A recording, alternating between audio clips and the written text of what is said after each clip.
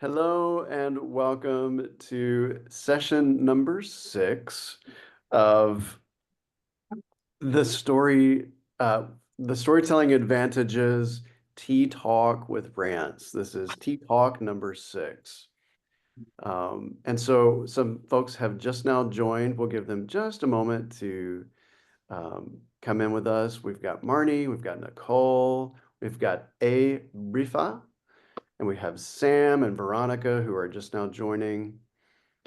So welcome. I'm so glad you're here. Hello, Nicole.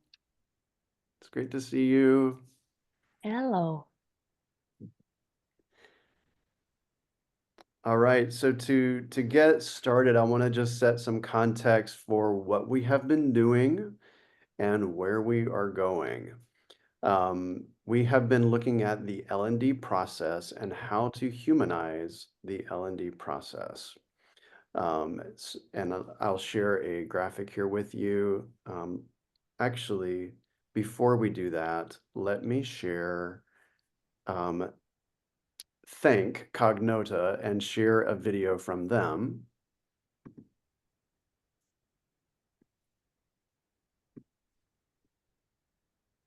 And while I share this, John will be putting a link into the chat for Cognota. This session is sponsored by Cognota. Still struggling with fragmented L&D tools? Transform learning operations into business impact. Cognota streamlines learning operations within one platform. For more information, a link is provided in the chat. We're very grateful to have this kind of platform for all of us to come to the community. And so thank you, Cognota, for that. I'm actually going to give you a sneak peek into how we have set up our intake process within Cognota today, but we'll be getting to that just a bit later. So welcome. Joy, it's nice to see you again. Hello, Sierra. It's great to see you. Welcome, everybody. I'd like to thank John. He's my tech guy, tech wrangler.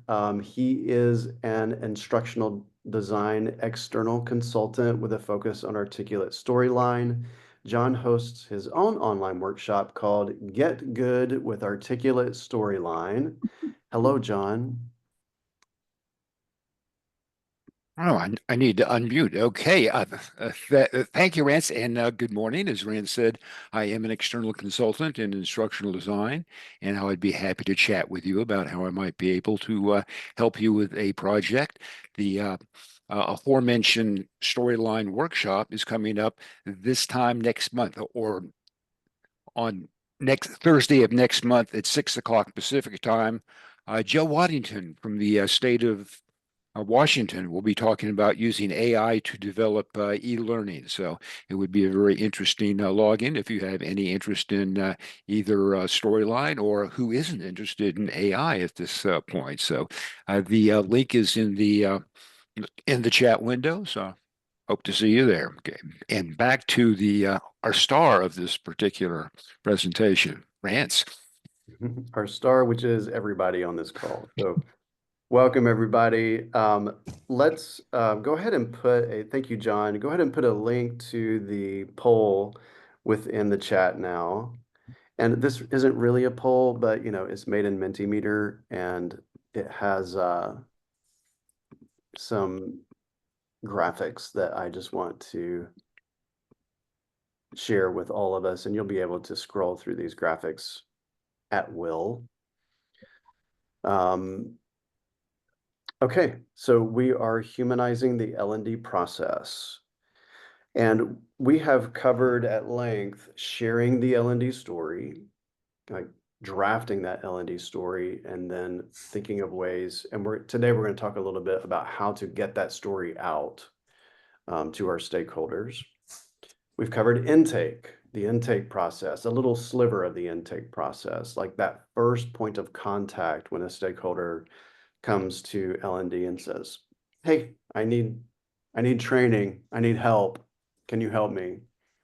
Then what's coming is consulting, interviewing, design, communicating internally with our own staff, and then sharing data with stakeholders at the end. And we might find some gaps in here that we need to fill. That's okay. But this is where we're starting. And today we're going to put a cap on these first two of sharing the L&D story and intake. So to help cap this off, I'd like to review what we've already done. So we've taken what is commonly used as a mission statement for L&D, such as this one. I'll let you read it.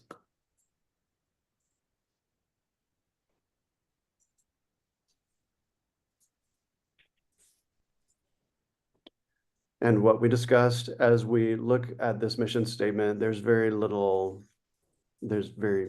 we're talking about humanizing the L&D process, how we promote ourselves within the organization is often not very humanized. As you can see from this mission statement, there's no humans really, except for the word we in it, inside of this mission statement. And so we said, okay, how about if we approach this rather from a storytelling point of view?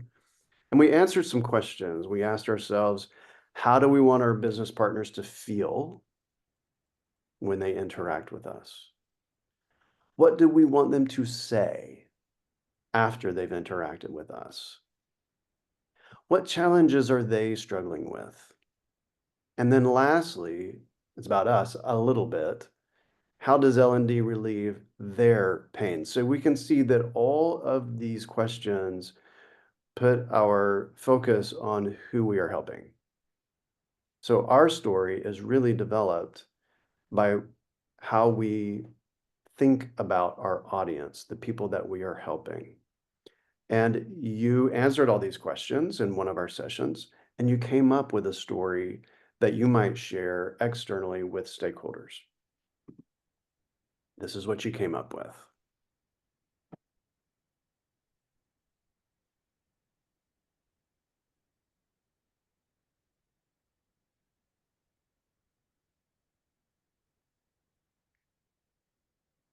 Okay, a bit more humanized. And some tweaks could be made to this to make it even more audience focused rather than L&D focused. But it's a great beginning to communicating a story to our stakeholders. In our breakout today, I'd like for you to focus on three things. Describe how you currently share who L&D is to the organization. This is before, this is just your general communications to the company about who you are. Secondly, discuss strategies to get your story out to stakeholders. So let's say that your story was the one that we just looked at. Okay, I'm not asking you to come up with a new story, just strategies for getting your story out there. How do you let stakeholders know how you can help them? And then how might these strategies impact your relationships with stakeholders? So you can leave this up on your screen. If you're not in the poll right now, you can screenshot this so that when you go into the breakout rooms, you have these three things to guide your discussion. Any questions about what we're going to be doing in the breakout room? Okay. So we will just do 2 breakouts.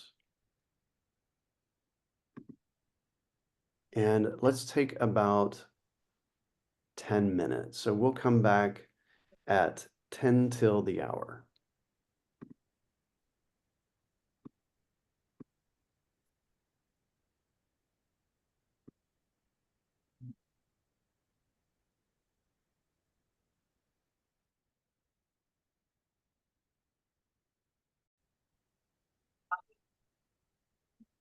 Welcome back. It was nice to pop in on both rooms. We extended to do double the amount of time. I realize when we get into those breakout rooms, it takes us a little while to warm up, and then we get talking about the real good stuff. So, it's all good, but the focused questions.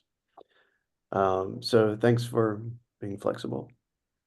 I heard some great things in the breakout rooms, how you're sharing the L&D story with your organizations. Marnie, I like what you said about it's a constant education that never, ever stops.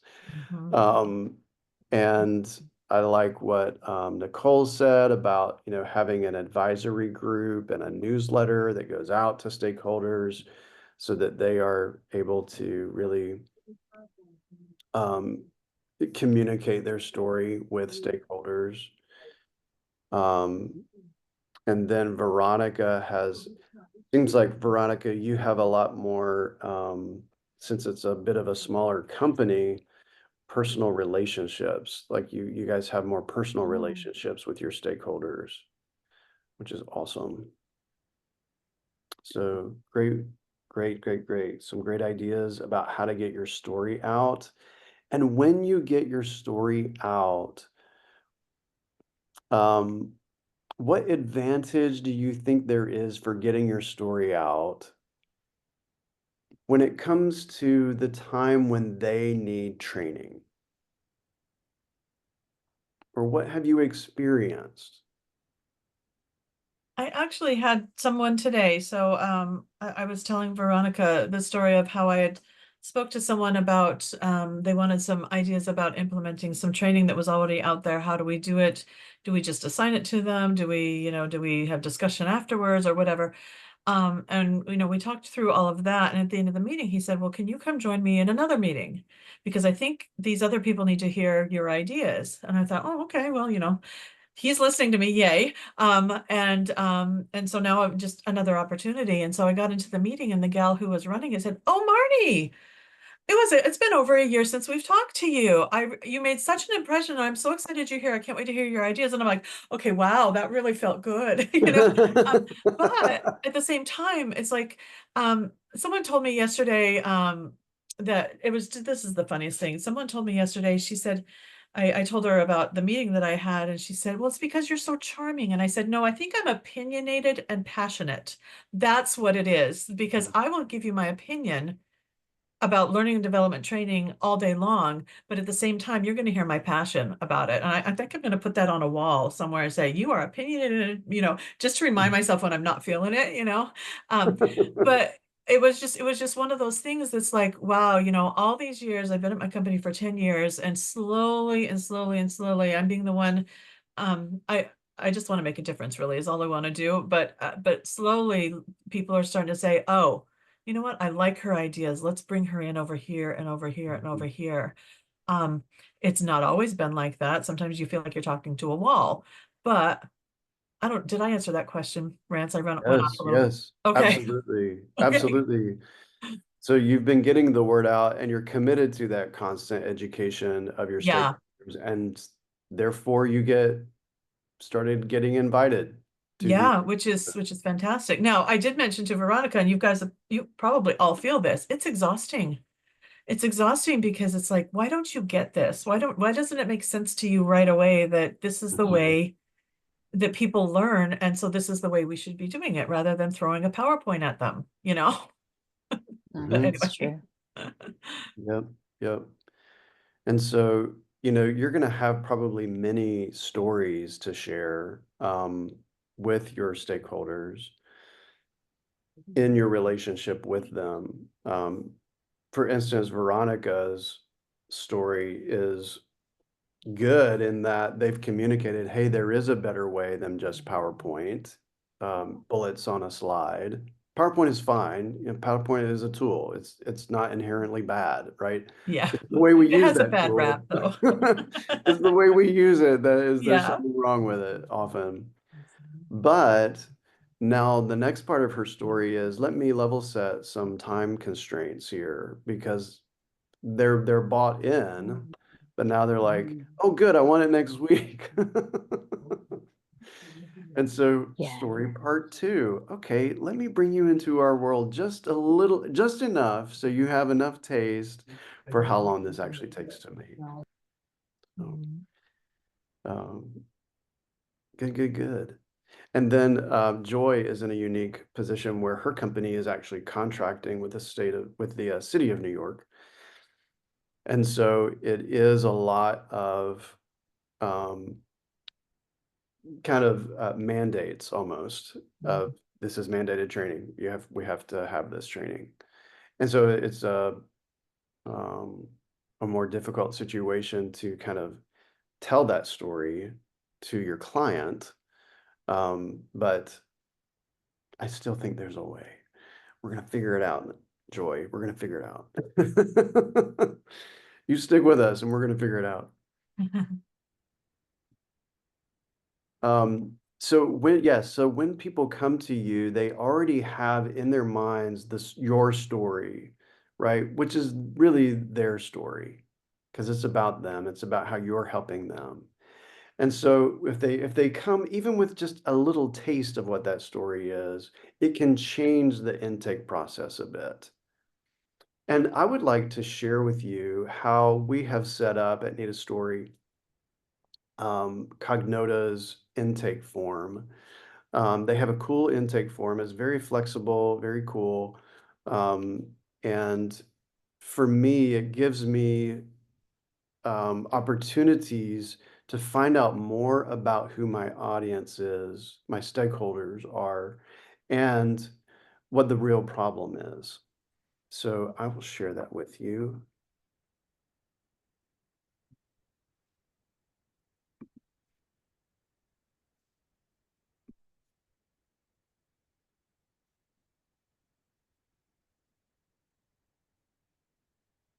Okay, so on my screen, you should see, oops. You should see a problem solving portal at the very top. Okay, good. Yep.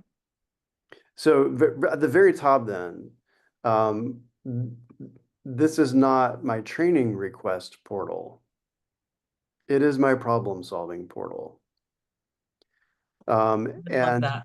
I'm writing that down. that is not the default for Cognota, but I was able to change that. They have some default requests that are automatically populate, and they are inevitably training requests. Is this a new training request? Is this a refresh on a different training request? And so I've eliminated all of that. It's kind of like PowerPoint when they give you the template when you first open it. It like edges you Yeah. towards a dehumanized experience. So to add a request here, I use this button. Mhm. And I call this a business solution request. Smart. And so I give the request a title, business unit. And so then I get into, these are the questions that I'm going to ask. Probably I'm not going to have the stakeholder fill all of this out for them. My process usually starts when somebody, because I'm a consultant, when somebody contacts me outside, and says, "Hey, we need your help. We either need, to train our leaders how to be better storytellers, or, we need you to develop a course for us." Whatever it is, this is where I come to input that information. So describe the root problem to the best of your ability, and I will, just ask them questions that will keep digging deeper and deeper and deeper until I'm pretty sure that we've reached the root problem. What first brought this problem to your attention? This is a great question because it shows you a little bit more about, how aware is this person of the problem? So they might be like, well, the VP of finance had this problem, and so we figured everybody in the entire enterprise needs this training. It kind of brings to light if there really is a problem at all. If the problem is solved, how will it impact the business? I want to make sure there is a business impact. Is there a baseline measurement that will help us indicate success? Describe the people who are impacted by the problem. How will they be part of the solution? So I want to find out, who am I going to be training here? Is there a specific behavior change that you think will help overcome the root problem? And so again, these are their opinions. They're not always spot on, but it's a great way to start. Besides training, what other solutions can you think of that would help overcome the root problem? This is a great question to ask as well, because training is always a piece of the solution. It is never the whole solution. So, they might need manager support to do it. They might need peer support. They might need incentives to help, convince them to do the things a new way. I always ask them, why do you feel it is important that this business problem is solved? Because I want to know how this problem is affecting them personally as the stakeholder. And recognize, hey, this person is feeling pain. How can I help relieve their pain? And then lastly, is there anything else we should know about this business problem that will help us discover the best solution? So you will not see the word training on this intake form. We're focused on solving problems. I'd like to share with you how I filled this out for one of my clients. I have de-identified it. So this was customer service training for, they called them ambassadors, people who were on the phones that were selling and solving issues, both. They were doing both. So here, describe the root problem. Ambassadors aren't picking up cues from clients on how they are feeling and what their situation is. Ambassadors focus on problem solving instead of relationship building. The result is a transactional exchange, which results in unsatisfied clients who take their business elsewhere or don't return. Okay, so I understand now that the root problem is something that my company can actually help them with, because this is what we help people do. What first brought this problem to your attention? So quality assurance call, people, listening in on quality on the calls, and also the metrics. Lots of metrics in customer service. If the problem is solved, how will it impact the business? They wanted specifically to convert more clients to core products and get more return clients. So the rate of repeat clients per ambassador should go up. So that's a really specific and measurable thing. Is there a baseline measurement? Yes, they already have. They know where they're starting at, and we'll be able to see afterwards if those measurements increased. Describe the people who are impacted by the problem. How will they be part of the solution? So ambassadors value autonomy with the support in time of need. So I want to find out what they value. They lack motivation to sell and do the bare minimum to meet the client's immediate need. They are the solution. They need help seeing how their work impacts the lives of their clients.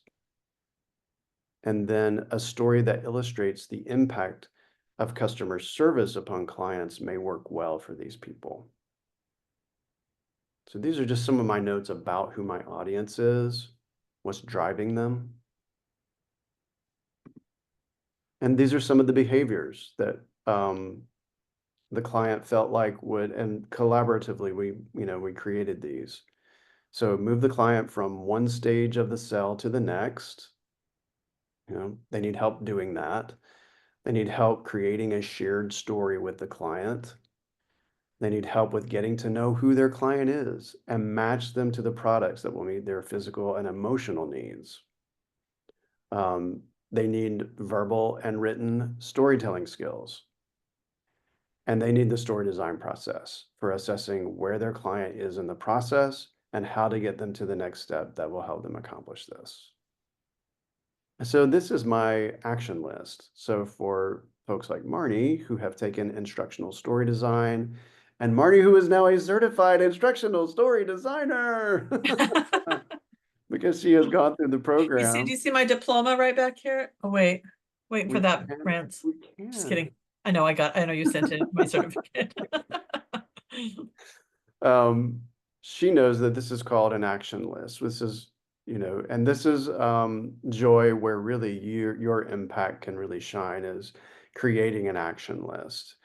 Observable actions that your clients, that your learners will be able to take as a result of training.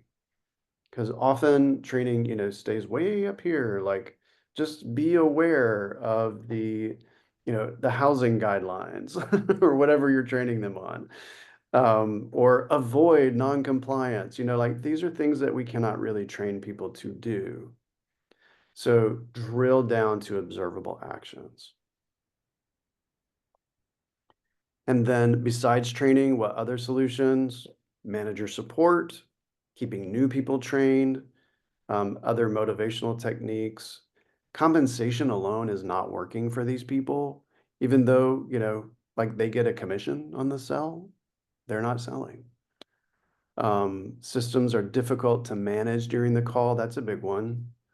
And they've got all these different, systems that they're logging into to manage during the call itself. Kind of hard, to connect with people when you've got all that to deal with. And then peer support. They need help from one another. And then why do you feel it is important that this business problem be solved? It will help, and I put the name of the person, my stakeholder here. If her people are able to connect quickly with clients, it will help ambassadors by giving them confidence, and it will help the business to retain clients. And then is there anything else we should know? Sometimes the systems freeze up on ambassadors. This is beyond the scope of training. Recognizing that right away. There is relatively high turnover. Training may impact this if it accomplishes the goals listed above. But there are many other factors at play to why someone leaves a company. So that is a sneak peek into my intake process. This is what I consider intake right here. But a lot of this was, I was able to complete this because of the next step in the L&D process, which is consulting. We have to act like a consultant many times, not just because I'm a consultant, but even when I was in corporate, as a designer, I acted like a consultant to my stakeholders. So a takeaway, and this is in the poll as well.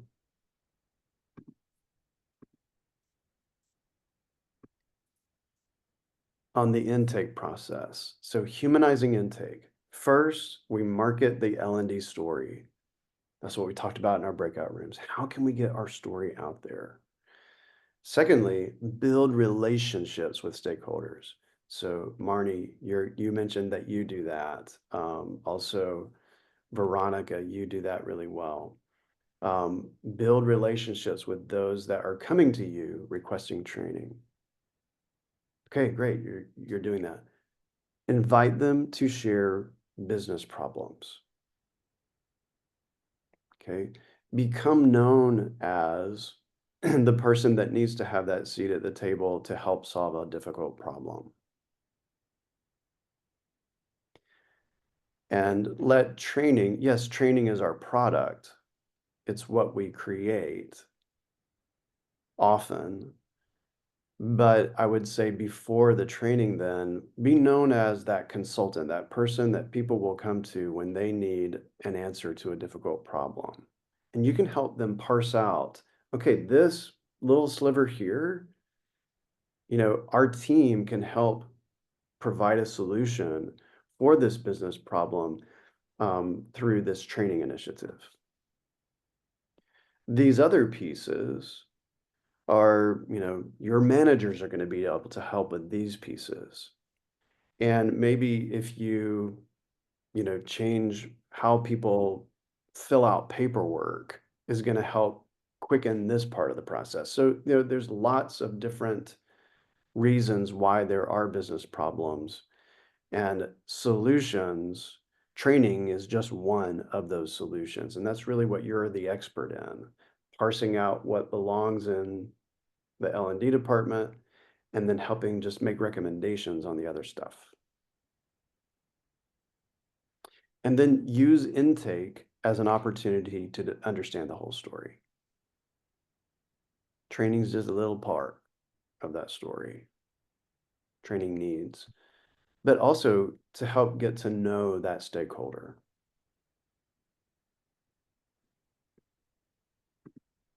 All right, let me stop for a moment and just ask you, what kind of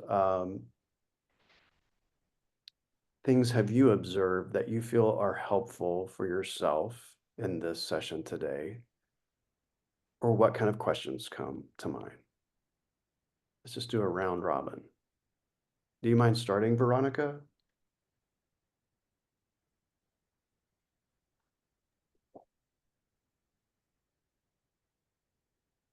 I guess how do you, I don't know, the best way to help them understand the process Mm-hmm. so that, like Marnie said, not constantly saying the same thing over and over and over. It's like, I feel like I almost want to like have a video prepared. Hey, watch this first so you know what we're going to talk about. That's an excellent idea. It is. Excellent idea. Just something so, like she said, I'm not spending all my time saying the same thing over and over and over again. Mm-hmm. Yep. And make that video kind of a story, like Yeah. walk them through the process with a fictional stakeholder or something. This person came to us for training, and then kind of show them how you and the stakeholder talk to one another throughout the process. Yeah. That's probably a big thing that we have problems with is they think that once they give us their magic PowerPoint that they're done with us. And it's Mhm. like, no, I need a lot more from you. I'm going to be contacting you a lot more. Yeah. Nicole's laughing. Nicole, do you have a similar experience? Well, yeah, I think people think of training as this magic blue pill, and I haven't found the factory that quite makes that pill yet. But I think the one thing that I took away from today, thank you very much for putting this on, is pace. And I need to slow down because we're constantly, it's high performance, high performance, high performance, which really just translates into do more faster with less. And I think that logically, I know it's not bad to slow down and ask these questions and make people think of these things. I get Mhm. frustrated when I ask them, do you have any, benchmarks? Do you have any data? No, we don't have any data. Then how the hell do you know there's a problem? I just know. Oh, you just know. My Lord, please come over to my house and tell me all the other things that are wrong in my life. But like there's some like omnipotent being. And that's where I get frustrated because I know the process and they don't. However, that said, I don't know their process either. Yeah. So like if I have to take the time to understand for example, underwriting or financial analysis. I don't really want to. I just want to get it quickly. So, you know, like I'm speaking out of both sides of my mouth at the same time. a little Sure, bit. sure. That's kind of how we are positioned in, I don't take this the wrong way, but almost in service to Of others course. to help them, grow. Is Well, that and we then have add on to that we're one women. do what? Add on to that, like the fact if you're a woman, now it's Mhm. like just doubling down on the service part. Mm, yeah. Sorry, but But sometimes as designers, we do have to be the ones that, you know, speak the language of the other, for sure. but not expect them to speak ours as fluently. Yeah, Just kind of keep it that's true. in layman's terms. Um, Yeah. so it is somewhat of a giving profession where we help others and speak their language, but sometimes they won't speak ours. And one of the things Mhm. that I've asked sometimes that what really helps, Nicole, is can you tell me a story about this problem? So Mm, for instance, who would be encountering this problems? Well, it's underwriters. Okay. Let's say we have, Shelton is an yeah. underwriter. Where would Shelton encounter this problem? And just kind of start getting them into that storytelling mode so that you Okay. really unearth those little details that reveal the real problem. Hmm. I like that. Yep. I like that a lot. Joy, I'd love to hear from you. Yeah, I mean, my biggest takeaway is that overall, there's definitely opportunity to communicate our stories to stakeholders. As shared, I'm in uh, an interesting position. Being a contractor, you're kind of beholden to the requests of the stakeholder. But there is definitely opportunity. Nicole shared that there's they have a newsletter. So I think it's almost like so that there's definitely an opportunity for like a newsletter type situation to kind of communicate with the stakeholders, to provide a glimpse of our portfolio, of the portfolio of the work that we do. Mhm. I feel like we're almost kind of like the folks behind the curtain. It's just like a Yeah. request is presented, it's done, and then it's like, here you go. So I don't know, especially since literally it is, I won't say the folks that are taking the training and even the stakeholders, they don't see like what's happening behind the curtain. Mhm. Um, because we have, I don't know if I explained this, there's like the e-learning side of the house, but then we also do VILTs and then in-person training. So there's a lot of things going on. So I think there's definitely opportunity to kind of communicate that more to help to tell our story to the stakeholders. It's like, oh, they're doing all this different stuff. Yep. Yep. Mhm. Good, good, good, good. Yeah. Um, I want to hear from Marnie while she is speaking. John, if you wouldn't mind putting a link to the Storytelling Advantage community. So that's who hosts this. And then if you wouldn't mind also just putting a link to the School of Story Design, the instructional story design experience, which might interest you, especially Joy, and actually all of you, because you do some level of design. And while he's doing that, Marnie, would you mind just kind of like wrapping up our time Well, I don't know together if I can wrap it up, but I can with just your tell you a couple of takeaway? things that came to mind. First of all, huge plug for Rance's programs through the instructional design experience and the whole certification program. I learned I could go on and on and on about everything that I learned. It was amazing. So definitely, if you have the opportunity to take advantage of it, do it. Do it. Do it. Do it. Do it.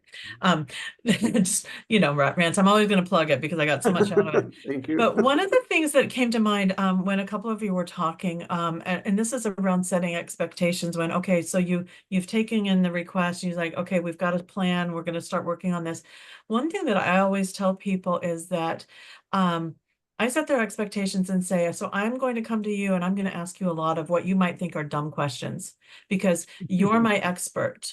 I am not the expert in, and I use this example because this is something I worked on. I'm not the expert in buffer variances between construction and water. Okay, so I'm not the expert in that. So I'm going to ask you every question under the sun so that I can understand it from someone's point of view who does not understand it because you know what, that's me. I don't understand it. And every time I've done that, they've like, first of all, I set them at ease saying that I'm not coming in to take over your expertise at all. I'm here to enhance it and bring it out so that we can make sure that somebody can learn from it. But the second thing is now they know I'm coming after them. You're going to hear from me. You're going to hear from me a lot. And I expect answers so that I can understand this and move it to a different level. And once they get used to that, I have an ongoing chat that's pinned up at the top of my Teams with any projects that I'm working on. They just know that, I'm there and they can always come to me as well. And they're going to see progress along the way as we're talking through stuff or as we're workshopping through stuff.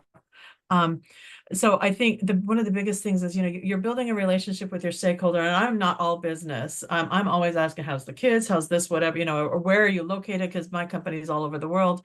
But at the same time, and they're going to hear about my kids and all that kind of fun stuff too. But what's happening is that the relationship is building and they're starting to build trust in my expertise as well at the same time, once they understand how I work. And so I'm able to, I guess the whole idea is that, once I set those expectations, then they're like, okay, well, I've got to actually contribute to this because, we're not just trying to, and I tell them, my goal is not to just get it done so that you can check a box and say, okay, we're compliant. We all took the training. No, my goal is that somebody learned something. So that's why I come to them with that. And then if they're not responding, that's another conversation, because you know how it is, people get busy and all this kind of stuff, but I turn it around and I say, okay, so this was the time limit we chose. We're behind now. So when can we sit down? And sometimes you have to pin them down in a meeting just to get it is what it is. But that's the biggest thing that came to mind when I was thinking about you, Veronica, when when they say, okay, here you go. And they don't understand that you're going to be talking to them. I tell them right up front, you're going to hear from me. You're going to hear me ask a lot of dumb questions. And this is why I need to come at this from a learner's point of view. And so it builds the relationship that way too. And then they kind of laugh at that, dumb questions. There's no dumb question. Oh yeah, believe me, I'll have a few. So anyway, those were kind of my thoughts. And so I think all of us have a lot of very similar challenges. This is why I love these meetings, because you can get ideas from everywhere. I'm definitely not an expert, and I love coming and getting all the goods from everybody else. Thank you, Marty. That was a great wrap up. Oh, good. Right now I'm thinking buffer barrier. What? Buffer variance? Oh yeah. Oh yeah. Go look it up. It's lots of fun. Well, thank you so much, guys, for joining me today and actively participating, sharing your expertise, sharing your ideas. T-Talk number 7 is going to take place in November. I will be posting it soon. So go to the Storytelling Advantage community link there, and you'll be and check back every once in a while, and you will have a notification that the next one's coming. So thank you. Have a great one. Great. Thank you so much. Thank you, and thank you, Bye-bye. John. Bye, everybody. Thank you, Rance. Bye-bye.